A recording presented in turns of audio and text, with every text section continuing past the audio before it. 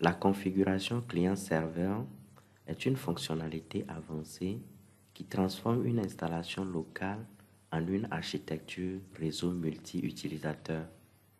Elle est spécialement conçue pour les entreprises qui souhaitent que plusieurs postes de travail accèdent en même temps à la même base de données. Pour y accéder, allez vers le menu en haut, cliquez sur Options, puis sur Options et Configuration, puis sur l'onglet Configuration réseau multiposte. Ce formulaire affiche l'état actuel de votre configuration et permet la migration vers une architecture client-serveur. Il comprend 3 parties: l'affichage de la configuration actuelle, les paramètres de connexion au serveur et les outils de test et de migration. Au niveau de configuration actuelle, nous avons l'information sur la configuration actuelle du logiciel qui peut être locale, c'est-à-dire que le logiciel fonctionne en mode autonome sur un seul poste, ou réseau, qui veut dire que le logiciel fonctionne avec plusieurs postes. Nous avons ici un avertissement pour vous indiquer de faire configurer cette partie par un technicien réseau informatique ou nous contacter. Juste vous rappeler que la migration vers client-serveur nécessite des compétences réseau spécifiques.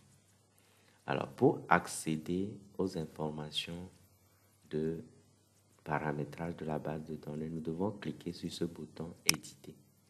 Alors, ce bouton « Éditer » nous permet d'accéder aux zones pour pouvoir mettre les paramètres de la base de données.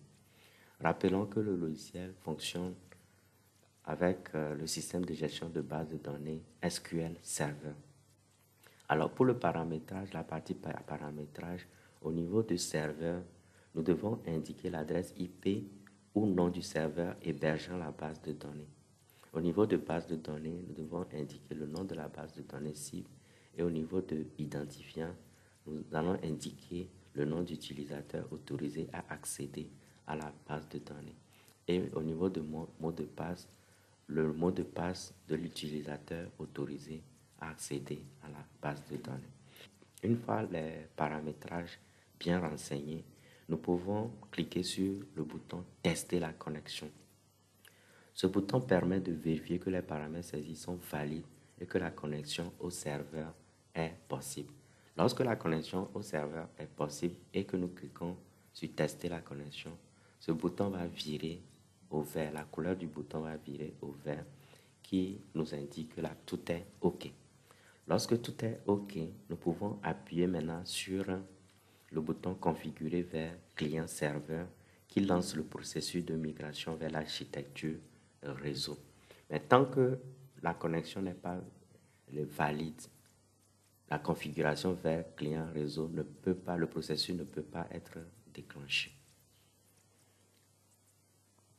Alors, en conseil pratique, nous vous recommandons une assistance technique. Nous vous recommandons fortement de faire réaliser cette configuration par un technicien ou carrément nous contacter pour que nous puissions vous aider à faire la configuration. Il faut aussi faire une sauvegarde préalable. Donc, vous devez effectuer une sauvegarde complète avant toute migration. Et vous devez aussi vérifier votre réseau. Vous devez vous assurer que chaque poste client a bien accès au serveur. Et vous devez conserver aussi précieusement vos identifiants de connexion. Alors, pour le support technique, vous pouvez nous contacter directement en cas de difficulté. La configuration client-serveur expose votre base de données sur le réseau. Il est donc essentiel de mettre en place des mesures de protection, mots de passe complexes et accès restreint.